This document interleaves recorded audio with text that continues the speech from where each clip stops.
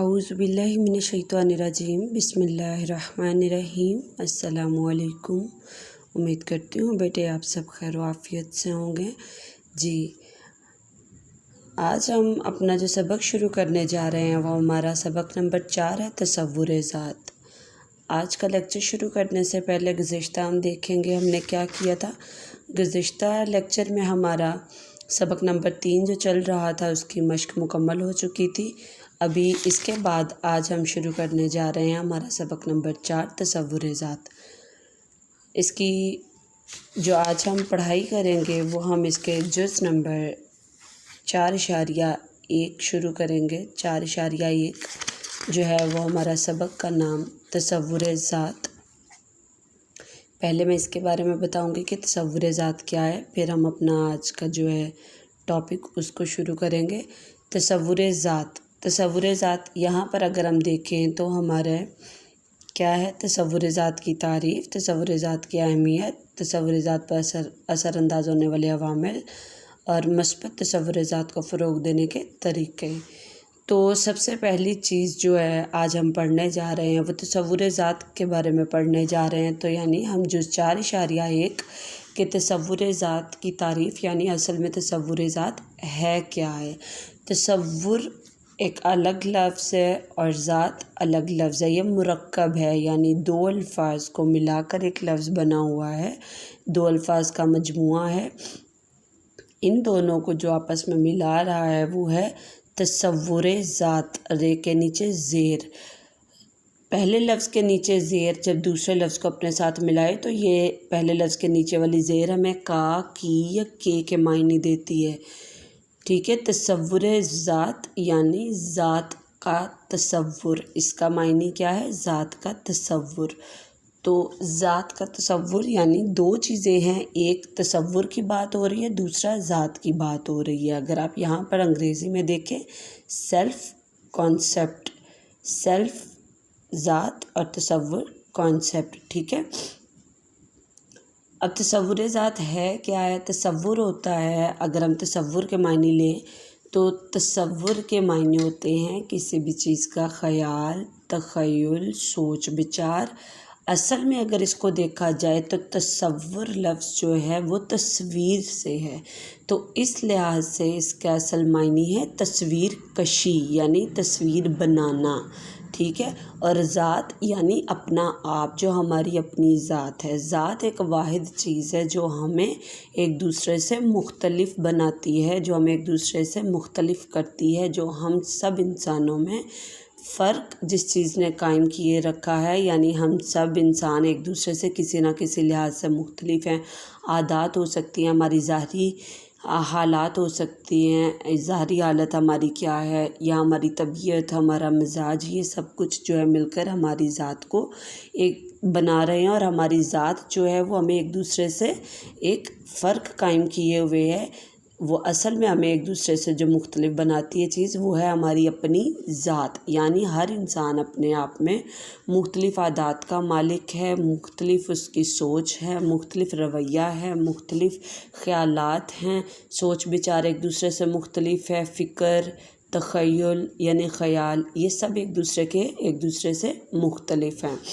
تو تصور ذات یعنی اپنی ہی ذات، اپنے آپ کی تصویر کشی کرنا، کس طرح اپنے ہی ذہن میں اپنے آپ کی تصویر کشی کرنا کو تصور ذات کہتے ہیں۔ یعنی ہماری اصل پہچان کیا ہے، ہم اصل ہے کیا ہیں، ظاہری ہم کیا ہیں، ہمارے مزاج کیا ہے، ہماری طبیعت کیا ہے، وہ سب کچھ ہمارے سے بہتر کوئی بھی دوسرا انسان نہیں جانتا، اور اپنے آپ کی اسی ذات کی تصویر کشی کو کیا کہا جاتا ہے، تصور ذات۔ اگر ہم دیکھیں ہمیں دن بھر میں ہم کسی بھی انسان سے کچھ بھی پوچھیں کہ میں کیسا ہوں، ہمیں کسی دوسرے سے پوچھنے کی ضرورت نہیں ہے کہ میں کیسا ہوں، میں کیا ہوں، میری عادات کیا ہیں، میرا مزاج کیا ہے، میری طبیعت کیسی ہے، ٹھیک ہے۔ اگر ہم کسی دوسرے سے پوچھتے بھی ہیں یا دن بھر ہمیں لوگ بتاتے بھی ہیں کہ آپ ایسے ہیں، یا آپ کی عادت یہ ہے، یا آپ کا سوچنا ایسا ہے، آپ کے خیالات یہ ہیں، وہ سب ایک طرف. لیکن اگر آپ خود کو ایک دفعہ آئینے کے سامنے کھڑے ہو کر دیکھیں تو فوراً سے آپ کی اصل شکل جو ہے وہ آپ کو آئینہ بتاتا ہے. ٹھیک ہے، آئینے میں جب ہم دیکھتے ہیں اپنے آپ کو تو ہمیں اپنا آپ محسوس ہوتا ہے، ہمیں پتہ چلتا ہے کہ میں کیسا ہوں دکھنے میں. ٹھیک ہے، انسان کو اپنی اصل تصویر جو ہے وہ آئینے میں جیسے نظر آتی ہے، اسی طرح اپنی ہی ذات کو اپنے ذہن میں تصویر بنانا اسی کے مترادف ہے، یعنی اسی کی طرح ہے جیسے ہم اپنے آپ کو آئینے میں دیکھ رہے ہیں. ٹھیک ہے، اب ہم شروع کرتے ہیں. جو آج ہمارا جز 4.1 ہے وہ کیا ہے؟ تصور ذات. تصور ذات کا مفہوم وہی چیز جو میں نے پہلے آپ کو بتائی کہ تصور ذات اصل میں کیا ہے؟ اپنی ذات کی تصویر کشی. اگر دیکھا جائے ذات کی بات کرے تو ہر انسان جو ہے وہ دوسرے سے مختلف ہے. ٹھیک ہے، اگر ہم دیکھیں تو جو ایک انسانی نسل ہے، جیسے جانور ہیں، پرندے ہیں، اللہ کے پیدا کیے ہوئے جانداروں میں صرف انسان ہی نہیں آتے، چرند پرند. ٹھیک ہے، اللہ کی پیدا کی ہوئی جتنی بھی مخلوق ہے، جو بھی اللہ نے تخلیق کی جتنی بھی مخلوق، ان سب نسلوں میں جو انسانی نسل ہے اس کی اکائی کیا کون ہے؟ بچہ، جو ہمارے معاشرے کا بچہ ہے. جب ایک فرد ہے اس کا آغاز کہاں سے ہوا؟ جب وہ پیدا ہوا، جب وہ بچے کی صورت میں. تو ایک بچہ جو ہے وہ اس انسانی نسل کی اصل اکائی ہے. جیسے اکائی کہتے ہیں واحد کو، ایک کو. ٹھیک ہے، جب ایک بچے کو دیکھے تو وہ اپنے آپ میں واحد ہے، ایک ہے، یکتا ہے. لیکن یہ اگر پورا ایک معاشرہ دیکھے، پوری ایک قوم دیکھے، پورا ایک خاندان دیکھے، کنبہ دیکھے، تو وہ بہت سے افراد سے مل کر بنا ہوا ہے. بہت سے افراد کی شمولیت سے اس نے ایک خاندان کی، ایک کنبے کی شکل اختیار کی، اور انہی افراد کے ملنے سے خاندان کنبے بنے، اور انہی خاندانوں اور کنبوں سے مل کے ایک معاشرہ، ایک قوم شکل میں آتی ہے. ٹھیک ہے، تو اصل میں دیکھیں تو سب سے پہلا کیا ہے کہ ایک بچہ ہے، بچوں کے ملنے سے بچوں نے افراد کی شکل اختیار کی، افراد کے ملنے سے خاندان بنے، کنبے بنے، اور ان خاندانوں کنبوں کے ملنے سے معاشرے شکل میں آئے، معاشرے مل کر ایک قوم بنے.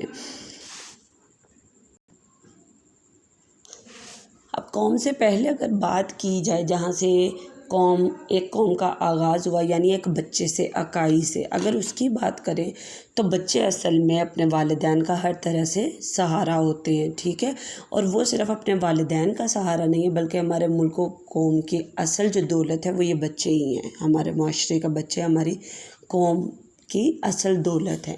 ٹھیک ہے، انہی بچوں کی، یہ بچے جو ہیں یہ افراد کی پہلی شکل ہیں. جو افراد مل کر کنبے، خاندان، پھر معاشرے اور پھر قوم بنا رہے ہیں، ان کی پہلی شکل جو ہے وہ بچے ہیں. بچے جو ہیں وہ افراد کی شکل اختیار کر رہے ہیں، پھر کنبے خاندان بن رہے ہیں، پھر ہماری قوم بن رہی ہے. ٹھیک ہے، اگر قوم کی ترقی، قوم کی کامیابی، قوم کی پستی، بلندی، اس سب کا انحصار کس پر ہے؟ اکائی پر ہے. اگر ہم کل کو دیکھیں، کل کیا ہے؟ یعنی اگر پوری قوم کی بات کریں تو وہ ایک کل ہے، یعنی مکمل. ٹھیک ہے، اور اس کل کا ایک جز، ایک حصہ کون ہے؟ بچہ. ٹھیک ہے، یعنی یہاں پر اگر ہم کل اور جز کی بھی بات کریں تو غلط نہیں ہوگی. ایک معاشرہ جو ہے، ایک پوری قوم جو ہے وہ کل ہے، اور اس کا ایک حصہ یعنی اس کا جز کون ہے؟ بچہ ہے. ٹھیک ہے، تو بچے انسانی نسل کی اکائی ہیں، اور یہ جز مل کر ہی اس کل کو بناتے ہیں. یعنی یہ بچے مل کر ہی ایک قوم کو تشکیل، ایک قوم کی شکل، تب ایک قوم کی شکل میں آتے ہیں جب سب بچے مل کر خاندان، کنبے، معاشرے، پھر قوم ایک آتی ہے شکل میں. اگر ہم ایک بچے کی ذات کی بات کریں تو ایک بچہ جو ہے وہ اپنے آپ کو ذاتی لحاظ سے بہت بچپن میں ہی پہچاننا شروع کر دیتا ہے. ایک انسان جو ہے، ایک آپ نوجوانی کی عمر میں پہنچتے جو ہیں، جیسے جیسے آپ بچپن سے جوانی کی طرف بڑھنے لگتے ہیں تو ایک بچہ جو ہے وہ اپنے آپ کو پہچاننے لگتا ہے، جیسے اس میں سمجھ آنے لگتی ہے، جیسے جیسے وہ بڑا ہوتا ہے اس کی غور و فکر، اس کی سوچ، اس کے وچار، اس کے تخیل، اس کے خیالات جو ہیں وہ بھی ساتھ ساتھ بڑھنے لگتے ہیں، اور وہ پھر بڑھتے خیالات، بڑھتی سوچ کے ساتھ ساتھ اپنے آپ کو پہچاننے لگتا ہے، اپنی ذات کو پہچاننے لگتا ہے، اس معاشرے میں رہتے ہوئے اپنی پہچان کرنے لگتا ہے۔ اور جب ایک بچہ اپنے آپ کو پہچاننے قابل ہو جاتا ہے، وہ کس طرح اپنے آپ کی ذات کی پہچان کرتا ہے؟ جب وہ ایک معاشرے میں رہ رہا ہے تو اس پر اس کا ارد گرد کا جو ماحول ہے وہ بہت اثر انداز کرتا ہے۔ اس سے پہلے اس کے اپنے خاندان کا جو ماحول ہے، اس کے اپنے خاندان کا جو رہن سہن ہے، اس کے خاندان کی سوچ بچار کیا ہے، خاندان والوں کی جو ہے خیالات کیسے ہیں، وہ سب کچھ اس پر بہت اثر انداز ہوتا ہے، ٹھیک ہے۔ اور ایک بچہ جو ہے وہ بہت جلد، جیسے ہی وہ تھوڑا بڑا ہونے لگتا ہے تو وہ کیا کرتا ہے، وہ اپنے آپ کو پہچاننے لگتا ہے، اور اپنی انفرادیت، یعنی اپنے آپ کو، انفرادیت ہوتا ہے دوسرے سے منفرد ہونا، دوسرے سے الگ ہونا، اور وہ اپنے آپ کو دوسرے سے الگ کیسے محسوس کرنے لگتا ہے؟ جب وہ اپنے رویے کو، اپنی سوچ کو، اپنے خیالات کو جاننے اور پہچاننے لگتا ہے۔ ہر انسان کا رویہ، اس کی سوچ، اس کے خیالات دوسرے سے مختلف ہوتے ہیں، اور اسی بنا پر ایک انفرادیت جو ہے وہ قائم ہوتی ہے، یعنی ہر کوئی ایک دوسرے سے منفرد ہوتا ہے۔ کس بنیاد پر؟ رویے، سوچ، فکر، خیال کی بنیاد پر، ٹھیک ہے۔ اور کسی بھی بچے کی سوچ، خیالات، رویے پر سب سے زیادہ جو اثر انداز دو چیزیں ہوتی ہیں، وہ ہوتی ہے اس کی وراثت، اور دوسری چیز ماحول۔ وراثت ہوتی ہے جو ہمیں اپنے خاندان کی طرف سے جو چیزیں ملی ہوں، ٹھیک ہے۔ وراثت کا اصل معنی اگر دیکھا جائے، وراثت کا اصل معنی ہوتا ہے کسی مردے یعنی مر جانے والے کی طرف سے جو جائیداد، مال، دولت، سب وہ اپنے پچھلوں کے لیے، یعنی جو اس کے زندہ ہے سب بچے وغیرہ، ان کے لیے وہ جو چھوڑ جائے اس کو کہا جاتا ہے وراثت۔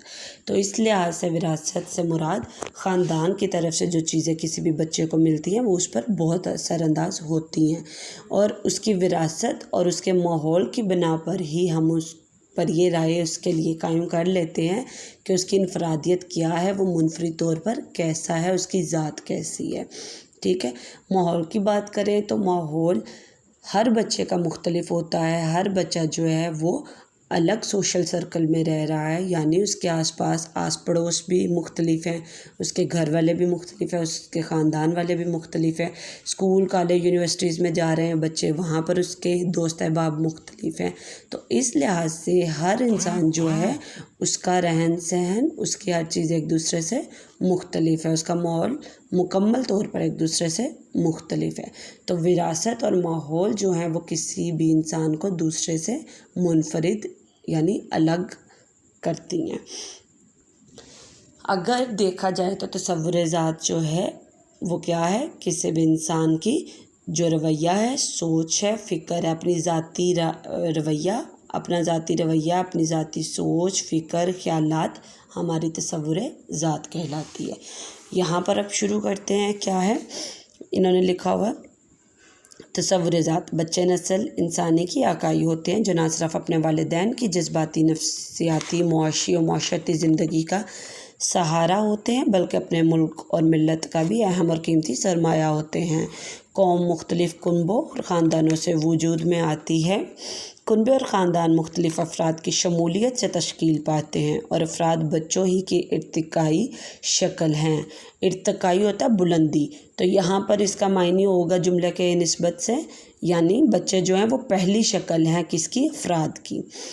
چنانچہ کسی بھی قوم یا معاشرے کی صحت مندی، کمزوری، ترقی اور تنزلی یہ میں نے اعراب لگائے ہوئے ہیں ان الفاظ پر آپ کے لیے۔ تنزلی کا انحصار بچوں کی نشو و نما کی تربیت یا ان کی خرابی روح پر ہوتا ہے۔ تنزلی ہوتا ہے ترقی کا الٹ ہے، یہ ترقی ہوتا ہے بلندی، اور تنزلی ہوتا ہے پستی یعنی نیچے آنا، اتار، کمی، گھٹاؤ، کسی چیز کا کم ہونا، ٹھیک ہے۔ تصور ذات کا مفہوم دیکھیں۔ تصور ذات اپنے ذات کے بارے میں ایسی شفاف ذہنی تصویر کشی ہے جو کہ آئینے میں اپنا عکس دیکھنے کے مترادف ہے۔ اپنی ذات کی انفرادیت کا احساس کم عمری میں بچے کو ماحول کی بدولت ہونے لگتا ہے۔ انفرادیت کیا ہے؟ انفرادیت کا لفظ منفرد سے منسلک ہے. منفرد ہوتا ہے الگ ہونا، منسلک جڑا ہوا. تو انفرادیت کس لفظ سے جڑا ہوا؟ منفرد سے. اور منفرد کا معنی ہوتا ہے الگ، ٹھیک ہے، مختلف، جس سے مراد افراد کا ایک دوسرے سے مختلف ہونا ہے. ذات کے بارے میں قائم کردہ رائے کا انحصار دو عوامل پر ہوتا ہے. نمبر 1 وراثت، نمبر 2 ماحول.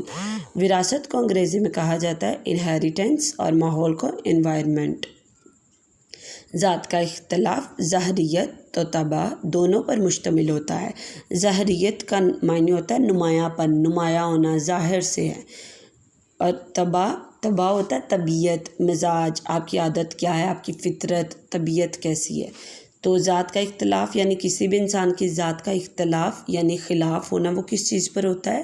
یعنی ایک چیز ہوتی ہے ظاہر جو ہمیں نمایاں ہے، نظر آ رہی ہے، اور دوسری ہے کسی کی طبیعت یعنی جو اس کی اندر ہے، اس کی طبیعت کیسی ہے، اس کا مزاج کیسا ہے، وہ انسان خود بہتر جانتا ہے. ٹھیک ہے. تو ذات کا ان دو چیزوں کی وجہ سے اختلاف ان دو چیزوں پر ہوتا ہے کہ ظاہری کچھ اور ہے، ماحول کچھ اور ہے، لیکن ایک انسان اپنے آپ میں اپنی طبیعت جو ہے وہ الگ رکھتا ہے، اس کا مزاج مختلف ہے. نیز ذات کا یہ فرق انفرادیت کی خصوصیت کی وجہ سے ہوتا ہے. وراثتی اور ماحولی نظام ذات پر اثر انداز ہوتے ہیں، اور یہ دونوں نظام ملتے جلتے ہو سکتے ہیں لیکن یکساں طور پر دہرائے نہیں جا سکتے. اور وراثت اور ماحول کی یہی کم یا زیادہ تفریق انفرادیت کا باعث بنتی ہے. ماہرین کی نظر میں یہاں پر کس ماہر کی بات ہو رہی؟ ہرلوک 1985 کے مطابق تصور ذات کسی فرد کی اپنی سوچ، تخیل اور رویہ کا نام ہے. فرد سے کیا جانے والا سوال کہ تم کون ہو، اس سوال کے جواب میں جو ذہن رد عمل کرے، یعنی یہ جو سوال ہے اس کے جواب میں ہمارے ذہن جو عمل کرتا ہے، اس کا جواب جو آتا ہے ہمارے اندر سے، وہ اصل میں کیا ہے؟ فرد کا تصور ذات ہے. ٹھیک ہے. تو اس میں اب جو سوالات بنے گے وہ میں نے یہاں پر لکھے ہیں، میں مختصر کر کے. اگر دیکھا جائے تو اس میں اگر ایک پورا سوال بنائیں تو وہ یہ بنتا ہے کہ تصور ذات کی تعریف لکھیں، نیز تصور ذات کا مفہوم تفصیلاً بیان کریں. تو یہ پورا جواب آئے گا. یا 2 بنائیں تو وہ اس طرح بنے گا کہ تصور ذات کیا ہے، یا تصور ذات کی تعریف کیا ہے، یا تصور ذات سے مراد کیا ہے، تو یہ والا پیراگراف لکھیں گے. دوسرا بنتا ہے تصور ذات کا مفہوم تفصیل میں بتائیں، تو وہ یہ سارا آپ لکھیں گے اس میں. ٹھیک ہے. اگر چھوٹے چھوٹے سوالات دیکھیں تو میں نے چھوٹے بنائے ہیں، آپ اسی طرح لکھیں گے جو میں نے بنوائے ہیں. یہاں پر میں نے تقریباً 6 سوالات بنائے ہیں. پہلا ہے تصور ذات کی تعریف لکھیں، یا یہ میں نے سلیش جو اندر لگائی ہے وہ اسی لیے لگائی کہ 2 طرح سوال بن سکتا ہے، آپ دونوں میں سے جس طرح مرضی لکھ لیں. تصور ذات کی تعریف لکھیں یا تصور ذات سے کیا مراد ہے، تو اس کے جواب میں آپ لکھیں گے یہ پورا پیراگراف. ٹھیک ہے. اگلا سوال ہے تصور ذات کا مفہوم تحریر کریں. اس میں آپ لکھیں گے یہ جو پہلی 2 لائنیں ہیں. اس کے بعد سوال 3 ہے انفرادیت کیا ہے، تو اس میں یہ جو انفرادیت والی لائن ہے یہ لکھیں گے آپ. اگلا سوال ہے ذات کے بارے میں قائم کردہ رائے کا انحصار جن 2 عوامل پر ہے ان کے بارے میں لکھیں. میں نے یہاں پر یہ سوال پہلے بنانے والی تھی کہ 2 عوامل کون سے، اس میں صرف ہم نام لکھ سکتے تھے، لیکن آگے انہی کا ذکر انہوں نے تھوڑی تفصیل میں کیا ہوا ہے کہ یہ دونوں چیزیں مل کر کیا کرتی ہیں. تو پھر میں نے سوال یہ بنایا کہ ذات کے بارے میں قائم کردہ رائے کا انحصار جن 2 عوامل پر ہے ان کے بارے میں لکھیں. تو پہلے ہم یہ لکھیں گے، یہ والی لائن پوری، یہ دونوں نام لکھیں گے، پھر یہ والا پیراگراف پورا لکھیں گے. ٹھیک ہے. اس کے بعد ہے ہرلوک کے مطابق تصور ذات کیا ہے، تو پھر یہ لکھیں گے، یہ جو ایک لائن ہے ہرلوک کے مطابق تصور ذات کسی فرد کی اپنی سوچ، تخیل اور رویہ کا نام ہے. اس کے بعد آخری سوال ہے فرد سے کیا جانے والا سوال کہ تم کون ہو کے جواب میں ذہن کا کیا جانے والا رد عمل کیا کہلاتا ہے. تو آپ جواب کیسے لکھیں گے؟ آپ جواب میں یہ نہیں لکھیں گے لفظ سوال نہیں لکھیں گے، آپ یہ پورا لکھیں گے کہ جواب بھی آپ اسی یہاں سے شروع کریں گے. فرد سے کیا جانے والا سوال کہ تم کون ہو کے جواب میں جو ذہن رد عمل کرے وہ اس فرد کا تصور ذات ہے، یہ تصور ذات کہلاتا ہے. ٹھیک ہے. یہ 6 کے 6 سوالات آپ اپنی کاپی پر لکھیں گے اور اسی طرح اس مکمل جز کو آپ یاد کریں گے.